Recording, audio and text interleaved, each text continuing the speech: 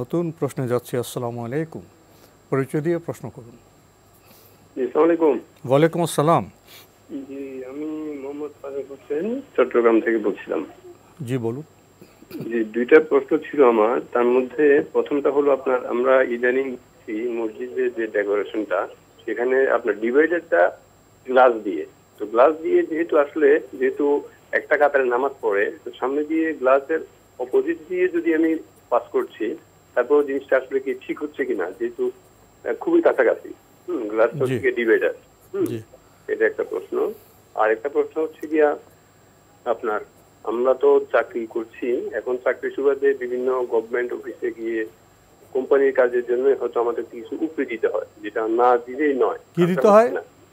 উপরি মানে যেটাকে আমরা বলি স্পিড মানি। স্পিড মানি, জি জি, মানি। তো এখন এই মানিটা যে আমরা দিচ্ছি, তো এটা আসলে আমরা গুণাগার তো হচ্ছি, তো এটা কিভাবে আমরা কি করতে পারি, এটার জন্য আসলে কি করণীয়, বা কি আল্লাহর কাছে কিভাবে আমরা একটা পাইতে পারি? ধন্যবাদ আপনাকে। আপনি দুইটি গুরুত্বপূর্ণ প্রশ্ন করেছেন। দেখা যায় বিভিন্ন মসজিদে আপনার গ্লাস দিয়ে ডিভাইডার করা হয়েছে, তো খুবই কাছাকাছি। তো এর সামনে দিয়ে কি ওনার হেঁটে বা পাস করা যাবে? হ্যাঁ, গ্লাস যেহেতু সামনে আছে, সেই হিসাবে গ্লাসকে সোত্রা ধরে আপনি যেতে পারবেন, যতই স্বচ্ছ হোক না কেন। হ্যাঁ, ইনশাল্লাহ স্বচ্ছ হইলেও পারবেন, অসুবিধা হবে না, মানে হেঁটে যেতে পারবেন। জানলাম আমরা বিষয়টি সম্পর্কে। আরেকটি প্রশ্ন করেছেন, এটি বাস্তব প্রশ্ন।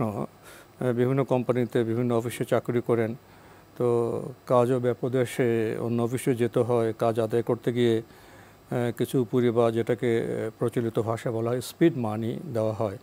তো এটা তো আপনি উপলব্ধি করছেন, এই কাজটা তো ঠিক না, অন্যায়, গুনাহ হতে পারে। কিন্তু আপনারা এইভাবে কাজ আদায় করতে অনেকটা বাধ্য হয়ে যান, ইচ্ছে করে তো দেন না। তো এখান থেকে মুক্তির উপায় কি?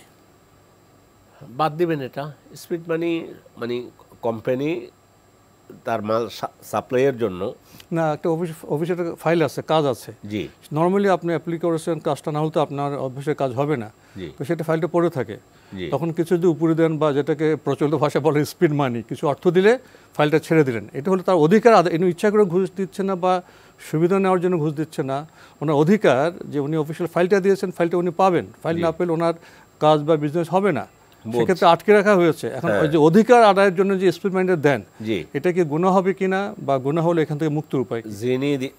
যিনি দিচ্ছেন তিনি মাজলুম, তার ফাইল তো চলে যাওয়ার কথা, যাকে ওখানে বসাইছেন স্পিড হচ্ছে না। ওইটা সহজ গ্রামীণ বাংলায় বলে যে, আমাকে বলেছে একদিন একজনে যে চাকা লাগাইছেন নাকি ফাইলের।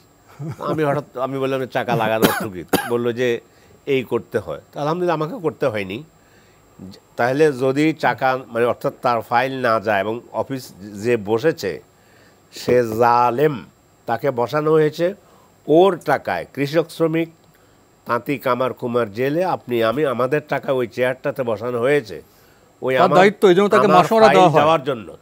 এখন যাচ্ছে না, না যাওয়ার কারণে উনি যদি দেন যার ফাইল, সেটা হলো উনি মাজলুম, অনন্য উপায় হয়ে উনি এটা দিচ্ছেন। কাজটা গুনাহ, হয়তো এই ক্ষেত্রে তো গুনাহ হবে না, যেহেতু উনি মাজলুম, বাধ্য হয়ে দিচ্ছেন। ওনার গুনাহ হবে না, কিন্তু যিনি নিচ্ছেন তার তো গুনাহ হবে। গুনাহ তো অবশ্যই হবে।